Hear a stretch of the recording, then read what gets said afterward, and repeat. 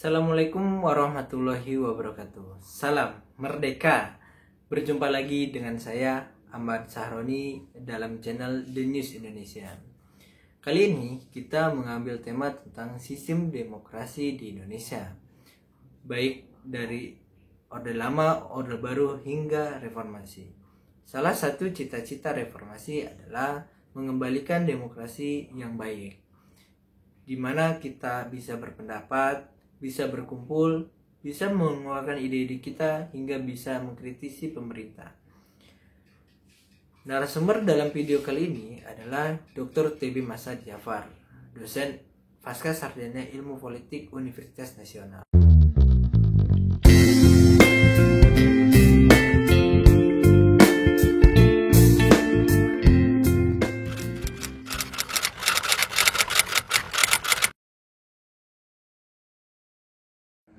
Baik, memang semangat demokrasi itu kan sudah muncul. Kita lihat dari pergerakan nasional, ya, tokoh-tokoh muda waktu itu, dan kebetulan mereka punya latar pendidikan yang cukup lumayan, kaum terpelajar.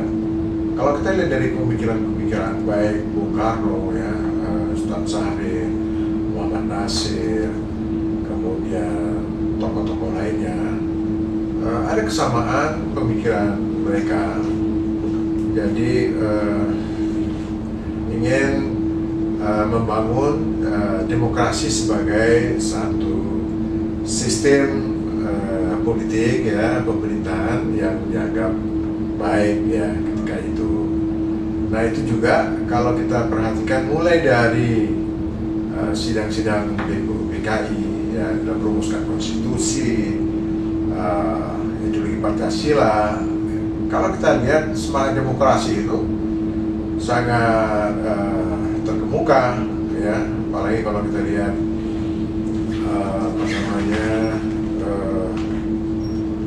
musyawarah, ya, konsep musyawarah itu sebagai konsep yang ditemukan di dalam budaya masyarakat kita, yang itu kemudian diangkat menjadi satu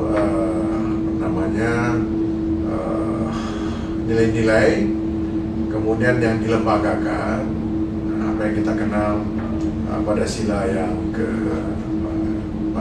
keempat, ya. Nah, begitu juga dalam konstitusi, bagaimana menjamin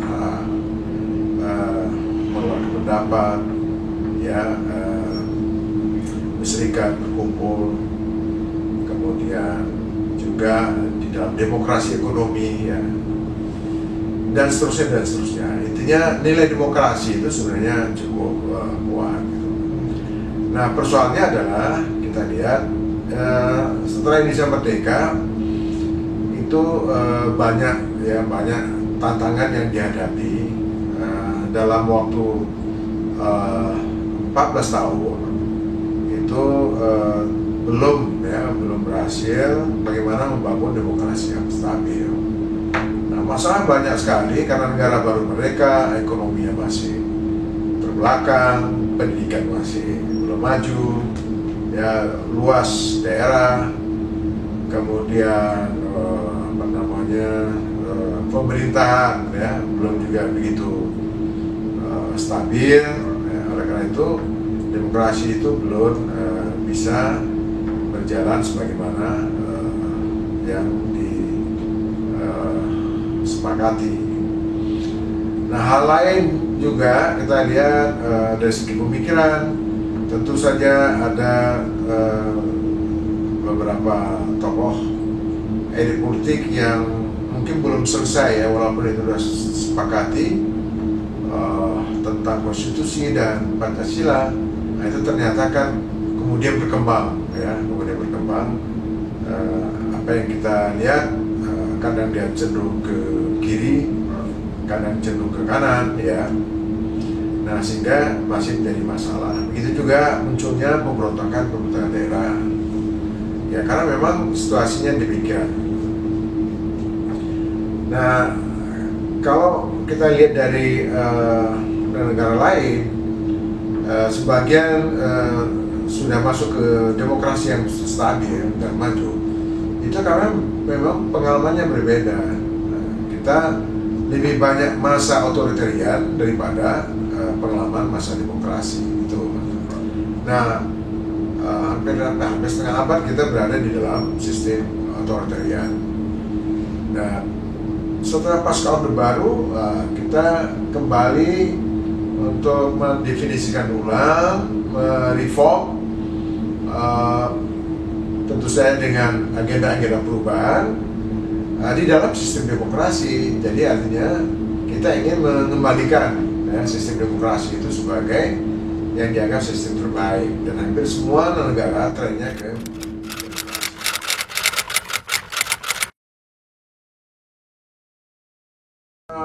itu hasil kesepakatan. Ya, sistem demokrasi itu sebuah kesepakatan dan itu dijamin dalam konstitusi. Spirit ideologi Pancasila juga menempatkan demokrasi itu sebagai satu pilihan. Nah, persoalannya adalah apakah interpretasi mengenai demokrasi yang kita bangun itu apakah sudah bisa leading ya di atas problem sosial ya, ekonomi, budaya, kemajemukan rakyat dan prasarana demokrasi. Itu masalahnya gitu ya. Nah, misalnya contohnya ya semua sepakat demokrasi adalah satu pilihan, tetapi bagaimana menjalankan demokrasi? Nah, itu kan kepalanya banyak ya, macam-macam itu. Nah, itu satu persoalan. Ada yang mengatakan bahwa demokrasi kita ini sebenarnya tidak berakar pada budaya. Demokrasi ini kita lebih banyak copy paste ya dari sistem di negara barat. Bukan berarti salah, tidak. Cuma apakah dia kompatibel nggak ya dengan alam atau pengalaman sejarah kita? Demokrasi yes, tapi apakah demokrasi liberal? Nah, itu kan dulu juga waktu demokrasi liberal, demokrasi terpimpin kan Bung Karno sendiri kan mengkritik bahwa demokrasi kita itu tidak seperti yang berlaku di negara barat, pandangan kritis.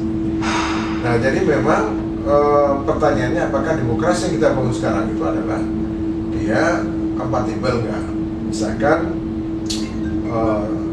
termasuk misalkan prosedur demokrasi memilih pemimpin secara langsung tidak salah secara normatif ya, tetapi apakah kita punya nggak kapasitas untuk mengadop demokrasi yang sangat mewah itu? Mungkin iya, tapi tidak sekarang. Kenapa tidak sekarang? Nah, itu macam-macam pendapatnya. Karena harus diketahui income per kapita masyarakat kita itu memang tidak setinggi di negara lain. Nah, sehingga problem-problem ekonomi itu tidak menjadi kemudian kontraproduktif, termasuk soal ketimpangan, soal kesejahteraan sosial.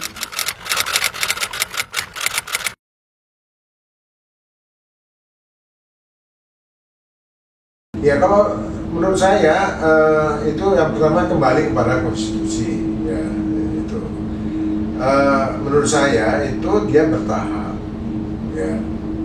Sebenarnya pembangunan demokrasi pada masa Orde Baru itu sebenarnya tidak semua salah ya, dari segi kelembagaan ya saya kira sudah hampir tepat lah ya, jumlah partai, kemudian pada peran DPR, ada MPR sebagai lembaga tertinggi. Secara kelembagaan saya kira tidak ada yang keliru. Nah, hanya saja kelemahannya fungsi parlemen, fungsi DPR, fungsi MPR, ya kan, fungsi partai, ya. Nah, itu yang sebenarnya jadi persoalan. Nah, kita harus sadari bahwa masa reformasi ini ya, kita ingin membangun demokrasi. Kalau saya cenderung mengatakan ini revolusi ya terlalu drastis, ya mestinya bertahap gitu. Jadi sebenarnya tidak semua apa yang dibangun oleh Orde Baru itu jelek. Ada hal yang bagus, sebenarnya itu yang harus diperbaiki. Di negara lain kita lihat juga, negara yang berhasil itu dia tidak cut off dari kesinambungan, karena itu memerlukan energi, waktu, ya kan, jadi mulai dari nol lagi. Saya kira nggak seperti itu. Nah, ini barangkali kelemahan ya. Nah, sehingga kita karena ini terlalu liberal, dan demokrasi liberal itu memerlukan kos yang tinggi, kompetisi yang sangat bebas itu dengan jumlah partai yang banyak itu juga memerlukan kos yang paling tinggi, kos tinggi, biaya tinggi. Nah, sementara kemampuan ekonomi kita itu tidak bisa, ya. Nah, lalu dari sini muncul distorsi, ya, di tengah-tengah ketimpangan, kemiskinan masih dan income per kapita yang masih rendah gitu. Nah, tentu saja perubahan ini, liberalisasi ini kan menggeser dari kekuasaan yang otoritarian itu kemudian bergerak bukan ke demokrasi formalnya, tapi dari segi realita substansi kita sebenarnya sedang memasuki era atau model oligarki. Oligarki itu hanya sebatas beberapa gelintir orang, kekuasaan itu hanya beberapa gelintir orang. Nah, sehingga yang kita lihat adalah yang terjadi adalah mengalami distorsi keterwakilan politik, ya kan? Apakah DPR ini mewakili kelompok-kelompok yang ada masyarakat? Ya, saya kira tidak, ya. Apalagi prosedur demokrasi ini banyak sekali masalah, ya. Ada politik uang, kualitas yang mewakili, era kebebasan ini, ya, itu membuka ruang. Angkut, siapa yang kuat, dialah yang sebenarnya mengendalikan kekuasaan. Siapa yang kuat itu karena dia kuat, menguasai di dalam posisi-posisi strategis, sekaligus juga dia menguasai sumber-sumber ekonomi. Nah, mereka lah yang segelintir ini, yang oligarki ini, yang mereka punya uang, mereka punya kuasa. Mereka yang kemudian mengendalikan, ya, proses politik. Nah, banyak sekali masalah-masalah yang muncul di tengah-tengah masyarakat itu tidak tidak muncul permukaan gitu, ya. Ditambah lagi PES itu juga tidak di tengah. Banyak sekali kasus korupsi aja banyak sekali itu nggak diangkat. Nah, distorsi di situ gitu. Nah, jadi ruang liberalisasi politik ini, demokrasi yang yang sangat sebebas-bebasnya, ternyata itu bukan bisa digunakan oleh representasi dari rakyat. Jadi hanya segelintir orang. Jadi otoritarian dia berubah ke oligarki. Oligarki itu setengahnya itu adalah sisa masa lalu juga.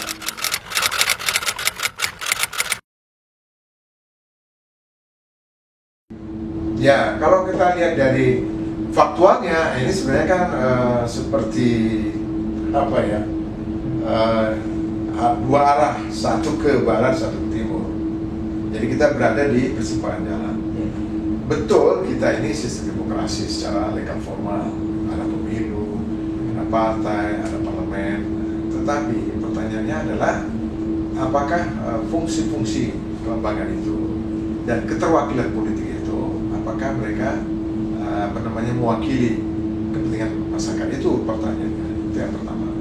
Yang kedua, apakah ya di dalam distribusi, ya, sumber-sumber ekonomi itu, apakah itu juga menyebar, ya, pada menengah sampai ke bawah? Ternyata kan tidak. Jadi justru konsentrasi penguasaan sumber-sumber ekonomi itu, ya, pada korporasi-korporasi, pada mudah-mudahan itu semakin melebihi Orde Baru. Nah, ini yang kita kritisi.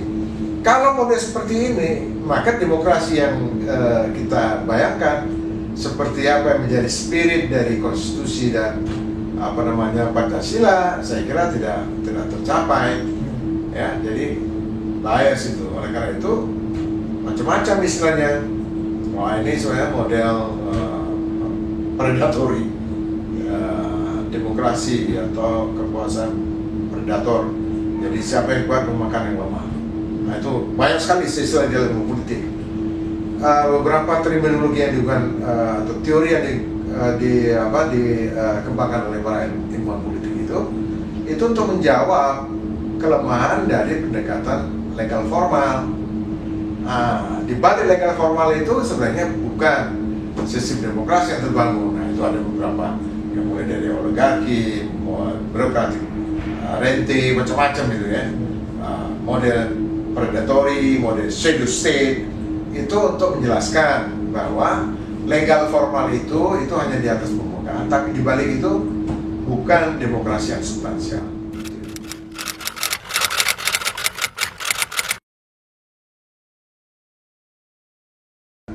Ini kan baru gejala ya, atau ya kalau sebagian orang mengatakan ini sudah masuk ke model otoriter baru ya. Ada beberapa ciri, termasuk juga pers ya, tidak menjalankan fungsi kontrolnya ya, banyak kasus-kasus dia tidak kritis terhadap kekuasaan gitu. Jadi kurang lebih sama aja pada masa Orde Baru itu contohnya. Kemudian yang lain kebebasan menyampaikan pendapat. Kemudian stigma politik sama juga waktu Orde Baru ya. Pokoknya semua yang mengkritik atau berbeda yang berberita itu ada stigma, termasuk juga stigma ini radikalisme segala macam gitu ya. Jadi ini menunjukkan bahwa sebenarnya sudah mulai mengarah ke otoritarian. Kemudian dari segi pemerataan ya, sumber-sumber ekonomi. Loh, ini konsentrasi kekayaan kok pada segelintir orang saja, tidak sampai 1% gitu loh. Sebenarnya kan kita berharap dengan kita masuk ke alam demokrasi, mestinya juga dalam pendistribusian aset-aset ekonomi kan juga dia menyebar, tidak terkonsentrasi. Jadi banyak sekali fakta-faktanya gitu. Nah, jadi kalau orang berkesimpulan bahwa ini adalah sebenarnya sudah mengarah pada otoritarian, ya tidak bisa juga disalahkan. Itu satu. Yang kedua, ini saya sisi lain bahwa pemerintah yang terbentuk itu, kalau menurut saya itu dia tidak sampai setengah.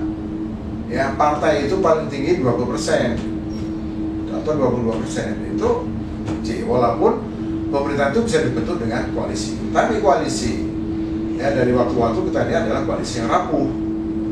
Nah, soal presiden, apalagi kita sistem kita menggunakan sistem presidensial itu tidak aktualnya nggak seperti itu. Justru presiden itu sangat lemah. Nah, lemahnya itu karena itu dia tidak mendapatkan dukungan yang dari partai yang cukup signifikan gitu. Walaupun pemerintahan terbentuk koalisi, tapi koalisi itu sangat sekaligus juga bagi-bagi kue kekuasaan itu ada implikasinya. Implikasinya apa? Sangat susah ya ketika ada konflik kepentingan. Nah, seorang presiden itu agak susah untuk menegakkan. Pasti pengaruh power relasi kekuasaan itu tidak semudah seperti dibayangkan gitu. Banyak kita lihat yang tidak bisa jalan ya, termasuk juga pemberantasan.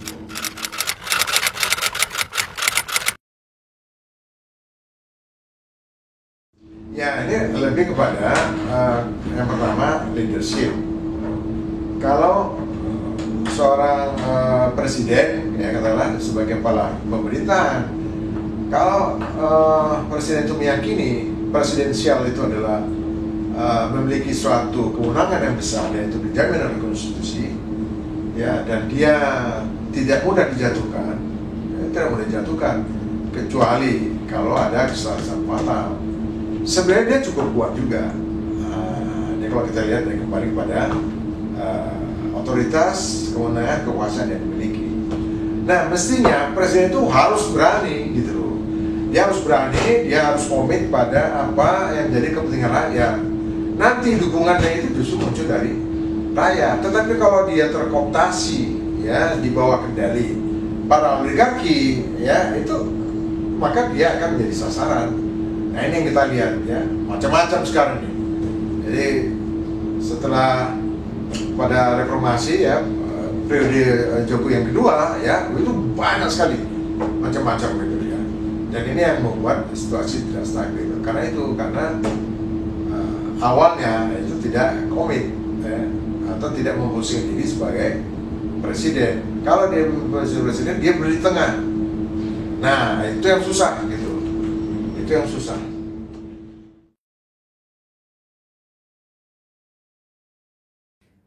Jangan lupa like, share, komen, dan subscribe channel YouTube kita The News Indonesia.